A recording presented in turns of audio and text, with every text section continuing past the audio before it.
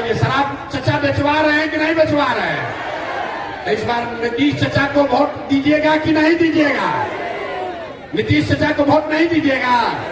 अब मोदी जी आकर कहे मोदी आकर कहे तब दीजिएगा कि नहीं दीजिएगा? ना आवाज नहीं आ रही, दोनों से खाली सुन के हंस रहा है। अरे मोदी जी आकर कहेंगे तो वोट दीजिएगा चचा को कि नहीं दीजिएगा? चचा का विदाई कर दिया जाए। नीतीश चचा का विदाई हो गया? हाथ उठाकर बताइए, नीतीश विदाई हुआ कि नहीं? हो गया ना? जोर से बोलिए। अरे चचा का बुढ़ापा आ गया है, सुनाई नहीं दे रहा, ऊंचा बोलिए। नीतीश चचा का विदाई हुआ कि नहीं? महुआ में से विदाई हुआ कि नहीं? तो लालटेन को वापस लाना है। अरे लालटेन को वापस लाना है तो क्या करना है? इस बार जन सुराज को लेकर आना है। तो जन सुराज कैसे आएगा हम बता रहे हैं। अगली बार वोट नेता का चेहरा देखकर नहीं, अगली बार वोट, एक ही सलाह खाली मानिए, अगली बार वोट नेता को का चेहरा देखकर नहीं, जाति को देखकर नहीं, 5 किलो अनाज के लिए नहीं, मंदिर मस्जिद के लिए नहीं, अपने अपने बच्चों के लिए वोट देना है। अपने अपने बच्चों के लिए वोट देना है कि नहीं देना है? जिसको जिसको अपने बच्चों के लिए वोट देना है जरा हाथ उठाकर बताइए तो ना, चुप होकर बताइए। जिसको जिसको अपने बच्चा के लिए वोट देना है, वोट देना है कि नहीं देना है? अपने बच्चों के लिए वोट देना है। अगर जनता का राज कायम करना है तो अपने बच्चों के लिए वोट देना है। और जब ये बच्चों आप अपना जनता का राज कायम कीजिएगा तो इसका पहला चीज ये याद रखिए, इस बार जब छठ आएगा तो छठ के बाद, इस बार दिवाली के बाद आपके पास खुशहाली आने वाली है, लक्ष्मी जी की आने वाली है। कैसे? अभी आपको बताएंगे। दिसंबर 2025 से, लिख लीजिए, दिसंबर 2025 से जितने लोग का उम्र 60 वर्ष से ज्यादा है, आपके घर में जितने लोग 60 वर्ष से ज्यादा उम्र के हैं, महिला पुरुष सब, नीतीश चचा उसको 400 रुपया भीख दे रहा। तो जन सुराज का, जनता का जब राज बनेगा तो दिसंबर 2025 से 60 वर्ष से ज्यादा उम्र के हर महिला पुरुष को 2000 रुपया महीना पेंशन मिलने लगेगा। होना चाहिए कि नहीं? यहाँ समर्थन में बताइए। 2000 रुपया पेंशन होना चाहिए कि नहीं होना चाहिए?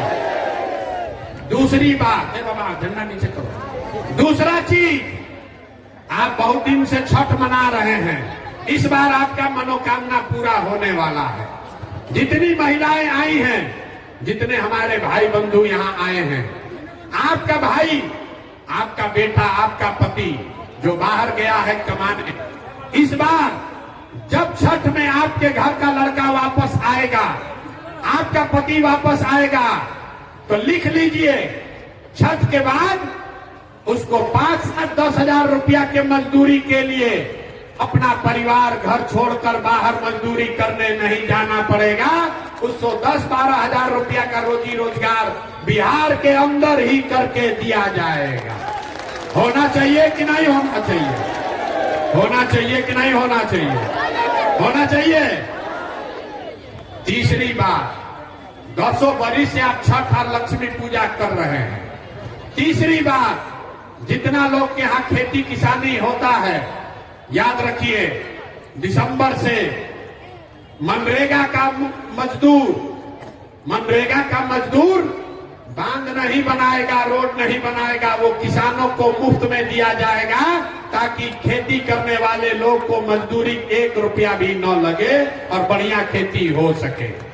चौथी बात, यहाँ जितनी महिलाएं बैठी हैं, सब आदमी को राजनीति से मतलब नहीं है। सब आदमी चाहता है भैया हमको 2 रुपया का रोजी रोजगार हो। ये नीतीश कुमार एक बनाए हैं जीविका दीदी बनाए हैं, और उसमें 30 रुपया लेता है ब्याज, 2 रुपया महीना का ब्याज लगता है। तो जब आपका जनता का राज बनेगा, जन सुराज की सरकार बनेगी, तो जितने महिलाएं यहाँ पर आई हैं, इसको लिख लीजिए, आंचल में बांध लीजिए। आपको रोजी रोजगार करने के लिए कोई जीविका का ग्रुप बनाने का जरूरत नहीं है। आप सीधे बैंक में जाकर लोन के लिए अप्लाई कीजिए। आपको बैंक से कर्जा मिलेगा सरकारी गारंटी पर, और वो भी सिर्फ 4 रुपया के सालाना ब्याज पर, ताकि हर महिला अपने घर में कुछ ना कुछ रोजी रोजगार कर सके। होना चाहिए कि नहीं होना चाहिए? जरा सब महिला लोग हाथ उठाकर बताइए। आपको 4 रुपया पर लोन ब्याज मिल जाए, 4 रुपया ब्याज पर पैसा मिलेगा तो रोजी रोजगार कर पाइएगा कि नहीं कर पाइएगा? कुछ नहीं कीजिएगा तो 4 को गाय भैंस तो पालिए लीजिएगा। और अंतिम बात, ये सारा होने से भी बिहार का किस्मत नहीं बदलेगा। किस्मत आपका तब बदलेगा जब आपके बच्चों के लिए पढ़ाई का व्यवस्था होगा।